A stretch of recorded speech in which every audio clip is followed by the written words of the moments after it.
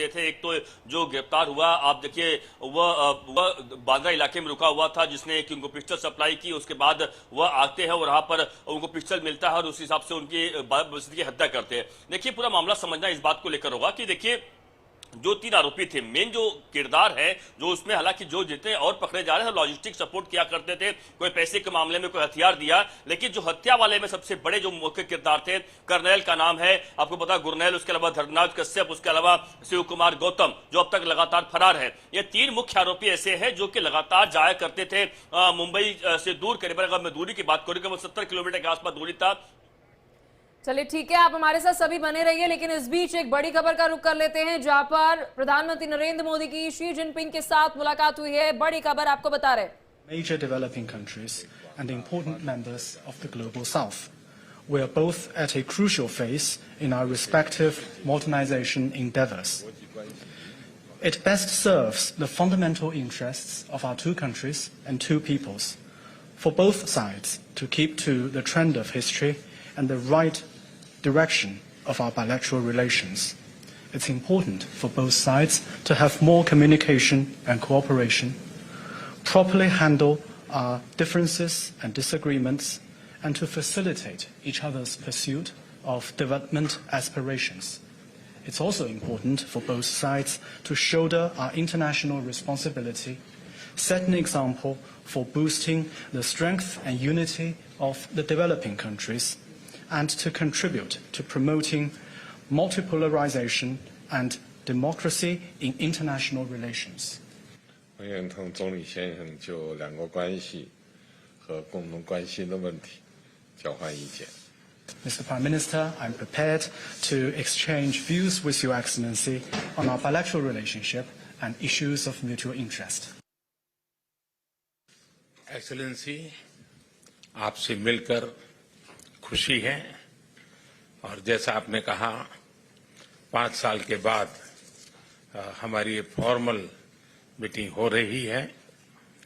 हमारा मानना है कि भारत और चीन के संबंधों का महत्व केवल हमारे लोगों के लिए ही नहीं, लेकिन वैश्विक शांति, स्थिरता और प्रगति के लिए भी हमारे संबंध बहुत अहम है।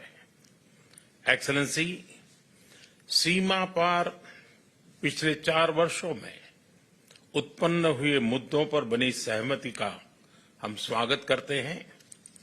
सीमा पर शांति और स्थिरता बनाए रखना हमारी प्राथमिकता रहनी चाहिए। म्यूचुअल ट्रस्ट, म्यूचुअल रिस्पेक्ट और म्यूचुअल सेंसिटिविटी हमारे संबंधों का आधार बने रहना चाहिए। आज इन सभी विषयों पर बात करने का अवसर मिला है।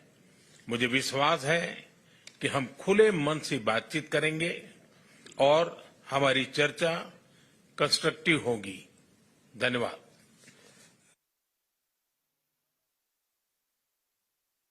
बाद ये मुलाकात हुई है, और आप देखिए इसके पहले जब वो अहमदाबाद आए थे उस वक्त जो ये मुलाकात हुई थी, लेकिन जिस तरीके से डोकलाम में विवाद हुआ उसके बाद से वार्ता रुक गई थी, और अब ये ब्रिक्स फोरम में बहुत महत्वपूर्ण मुलाकात है जिसमें आपने देखा कि आपसे विश्वास और सद्भाव की बात की जा रही है और संबंधों को वैश्विक समन्वय के लिए जरूरी बताया गया है। इसको लेकर प्रधानमंत्री मोदी, इसके बाद उधर शी जिनपिंग की तरफ से भी इस विश्वास को बढ़ाए रखने की बात की गई। जो आपसी मतभेद है उसको सुलझाने को लेकर भी चर्चा यहां पर हुई है। बिल्कुल 45 मिनट तक ये बायलेटरल टॉक जो है, द्विपक्षीय वार्ता जो है प्रधानमंत्री नरेंद्र मोदी और शी जिनपिंग के बीच में हुई है। पूरे विश्व की निगाहें अंजनी देखिए इस मुलाकात पर थी कि बंद कमरे में 45 मिनट तक, सोचिए कि क्या इन नेताओं ने बात करी होगी। प्रधानमंत्री नरेंद्र मोदी ने स्पष्ट तौर पर बात करी कि म्यूचुअल इंटरेस्ट के ऊपर दोनों देश जो है उन्होंने बात की है। दोनों के बीच जो 45 मिनट तक बातचीत हुई है उसकी एक ब्रीफिंग जो है वह दोनों देश देते हुए नजर आए। पहले आपने शी जिनपिंग को सुना,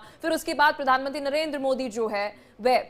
और हमारे सहयोगी कंचन हमारे साथ है। कंचन, देखिए 5 साल बाद जब मुलाकात हुई तो माना जा रहा है ब्रिक्स सम्मेलन से पहले ये जो पेट्रोलिंग का मामला था एलएसी पर, वो जिस तरीके से चीन ने वहां पे नरमी दिखाई, इसका मतलब था कि पॉजिटिव जो है बातचीत की तरफ हम आगे बढ़ रहे हैं, और वो यहां नजर आ रहा है। देखिए अंजनी, ये चाइना की तरफ से अच्छा कदम लिया गया था जिसकी चाइना को शायद भारत को उम्मीद नहीं थी, लेकिन भारत ने इसकी सराहना की है। सिर्फ भारत नहीं, इंटरनेशनल मीडिया ने भी इसकी सराहना की है, क्योंकि देखिए ब्रिक्स समिट से जस्ट पहले चाइना की तरफ से नरमी दिखाई गई थी। अब जो ये बायलैटरल टॉक हुई है जिसमें आप पीएम मोदी को सुन रहे थे कि सीमा पर शांति बढ़ाए रखना और आने वाले वक्त में म्यूचुअल ट्रस्ट के साथ, म्यूचुअल एडमिरेशन के साथ काम करना, यही हमारा कंडक्ट रहेगा। एलएसी पर जो कुछ हुआ है जिसकी वजह से भारत और चीन के रिश्ते में खटास देखने को मिली है, यानी कि उस पे तो हम एकमत नजर आ रहे हैं, उस पे हमारी सहमति नजर आ रही है, उसमें कहीं ना कहीं इंडिया एंड चाइना का जो टेक है या जो पर्सपेक्टिव कहा जाए वो सेम नजर आ रहा है। अंजनी, समझने की बात यह है कि इन बायलैटरल टॉक से सबसे ज्यादा अगर किसी चीज पर असर पड़ेगा तो वो बीजिंग के ट्रेड पर पड़ेगा, क्योंकि इंडिया चाइना के खराब रिश्तों की वजह से इंडिया ने बहुत हैवी इंपोर्ट ड्यूटीज लगा रखी थी। कई ऐसे चाइना की मशीनरी है, चाहे रॉ मटेरियल्स की बात की जाए, जिस पर इंडिया ने बैन कर रखा था। आपको याद होगा, पलक को भी याद होगा, टिकटॉक ऐप था जिसको बैन किया गया था। शीन बहुत बड़ी क्लॉथ की मार्केट कंपनी है जिसको इंडिया में कई यूजर्स ने परचेज किया था, वहां से प्रोडक्ट्स मंगवाए थे, उसको भी बैन किया गया था। ये दो ऐसी प्लेटफॉर्म्स है जिस पर अब आने वाले वक्त में हो सकता है कोई बदलाव देखने को मिले। आपको एमजी मोटर्स याद होगा अंजलि, एमजी मोटर्स की जो कंपनी है वो चाइना से है। एमजी कार जो लोग सड़कों पर आप देख रहे होते होंगे, खासतौर पर दिल्ली एनसीआर में देखने को मिलती है, वो चाइना ड्रिवन कंपनी है, लेकिन हाल ही में चाइना ने उसे जेएसडब्ल्यू इंडिया की कंपनी को बेच दिया है विद 51% ऑफ स्टेक्स। तो ये देखने और ये समझने की बात होगी, जो शीन का मैं जिक्र कर रही हूं वो भी रिलायंस के माध्यम से एक बार फिर से इंडिया में दस्तक दे सकता है। चाइना के इकोनॉमिक हालात बहुत खराब है। चाइना अपने आप को कंपैरिजन तो अमेरिका से करता है, लेकिन बीजिंग में जहां एम्प्लॉयमेंट को लेकर बड़ी सवाल खड़ा हो रहा है, इकोनॉमिक क्राइसिस देखने को मिल रहा है अंजलि, उसके सुधार में, उसके एवज में चाइना ने एलएसी पर जो नरमी दिखाई है, क्योंकि चाइना को यह उम्मीद थी कि भारत के साथ अगर आप ट्रेड कम करेंगे तो ये आपको सबसे ज्यादा चाइना को ही उसका नुकसान होगा, क्योंकि और इंडिया कंचन कहीं न कहीं भारत ने दिखा दिया कि बदला हुआ भारत है, ये झुकने वाला नहीं है। और ऐसे में जिस कड़ाई के साथ, सख्ती के साथ रिएक्शन दिया भारत ने, चाहे डोकलाम विवाद, उसके अलावा कई दौर की वार्ता हुई थी, लेकिन उसमें कुछ रिजल्ट नहीं आ रहा था।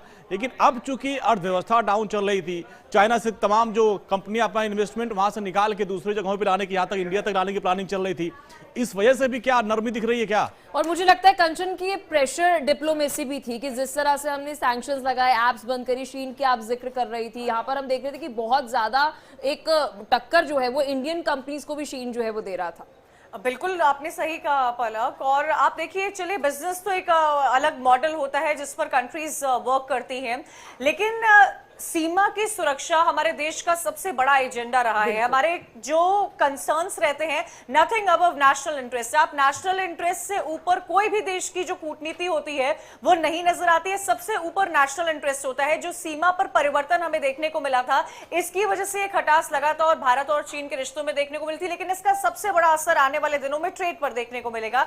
जो इंडिया का एक्सपोर्ट है चाइना में वो सिर्फ 15-16% है कंपेयर टू जो हमारा इंपोर्ट चाइना से होता है, तो लॉस इसमें लगातार चाइना का हो रहा था। एक और बात अंजलि इसमें सामने निकल कर आई है कि रॉ मटेरियल्स, क्योंकि इंडिया चाइना से बहुत इंपोर्ट कराता था, क्या इंडिया की मशीनरी, क्या इंडिया के सिस्टम, क्योंकि कई सारे ऐसे टेक्निकल एप्स इंडिया यूज करता था जो टेक्नीशियन, चाइनीज टेक्नीशियन के सपोर्ट में हमें उसका समर्थन नहीं मिल रहा था। चाहे मशीनरी को लेकर जिक्र किया हो, जो बड़ा बैन भारत की तरफ से तमाम सेक्टर्स में लगाया गया था, चाहे टेलीकॉम सेक्टर हो, आने वाले दिनों में आपको टेलीकॉम सेक्टर में चाइना का इंटरवेंशन नहीं दिखेगा, क्योंकि इंडिया क्लियर है इस फ्रंट को लेकर। और कंचन, अभी दीपावली का समय आने वाला है, जिस तरीके से पिछले 4-5 सालों से हम लोगों ने चाइना का बहिष्कार किया, चाइनीज लड़ियां हो, झालर हो, दिए हो, बहुत सारे ऐसे प्रोडक्ट थे जो हम चाइना से लाके इंडियन मार्केट में, बहुत बड़ा इंडियन मार्केट है, जिससे बहुत नुकसान हुआ चाइना का और वहां की कंपनियों का। अंजलि, मानती हूं चाइना का नुकसान हुआ है, लेकिन जब आप ऐसे त्योहारों के मौसम में इंडियन के रिटेलर्स से या जो वेंडर्स उनसे बात करोगे तो वो इस बात को खुले तौर पर अपनाते हुए नजर आते हैं कि चाइना में जिन प्रोडक्ट्स पर बैन लगाया गया है उनकी वजह से उनको भी नुकसान होने को मिला है। अब इंडिया की नीति क्या रहती है? देखिए, आप मशीनरी मंगवा लीजिए, आप रॉ मटेरियल बनवा लीजिए, लेकिन जो फिनिश्ड प्रोडक्ट होता है वो भारत से आएगा। वो भारत के स्किल्ड लेबर हो, अनस्किल्ड लेबर हो, क्योंकि वो कहीं ना कहीं एम्प्लॉयमेंट पर असर करता है, वो आपके देश के रोजगार को दिखाता है। जो एनएसएसओ की रिपोर्ट्स आती है, जो भी इकोनॉमिक सर्वेज हमारे किए जाते हैं, उसमें ये साफ दिखाता है। तो भारत का ये स्ट्रैटेजी रहा है कि जितने भी हमारे देश के स्किल्ड लेबर है, जितने भी अनस्किल्ड लेबर है, हम रोजगार बढ़ाएं। इसीलिए हमारा फोकस जो है वो रॉ मटेरियल पे होता है, वो कभी भी फिनिश्ड प्रोडक्ट पे नहीं होता है, क्योंकि जब हम रॉ मटेरियल लेते हैं तो उस रॉ मटेरियल को फिनिश्ड प्रोडक्ट बनाने में लिए ह्यूमन रिसोर्स की जरूरत होती है, और इसी ह्यूमन रिसोर्स का इस्तेमाल भारतवासियों के जरिए करता है। इस बायलैटरल टॉक से एक बहुत बड़ा मैसेज सिर्फ भारत चाइना को ही नहीं, मुझे लगता है ग्लोबल कंचन, यहाँ पर मैं ब्रिक्स के साथ एससीओ का भी जिक्र करना चाहूंगी, क्योंकि पिछले एक महीने की अगर मैं बात करूं या फिर 20 दिन की मैं बात करूं तो पहले एस जयशंकर जो विदेश मंत्री एससीओ समिट के अंदर वहां पर मौजूद थे और वहां पर मुलाकात जो है वे करते हुए नजर, और हमने देखा कि यहाँ पर मुलाकात करते हुए नजर आए। विक्रम मिस्त्री फॉरेन सेक्रेटरी कुछ कह रहे हैं, सुनते उनको। Very shortly on the website of the Ministry of External Affairs, if it is not there already. So as you all know, earlier today, in fact just a short while ago, Prime Minister Modi met with President Xi Jinping on the sidelines of the 16th BRICS Summit. This was their first proper bilateral meeting at delegation level in nearly 5 years, the last one being on the sidelines of the BRICS Summit in Brasilia in 2019. So let me just flag some points made by the two leaders during their meeting.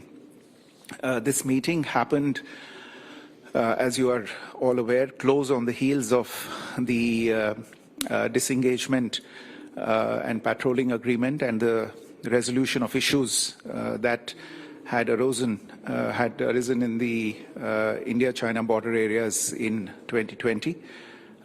Naturally, the two leaders welcomed the agreement reached between the two sides through sustained dialogue over the last several weeks in diplomatic as well as military channels. Prime Minister Modi underscored the importance of not allowing differences on boundary-related matters to disturb peace and tranquility on our borders.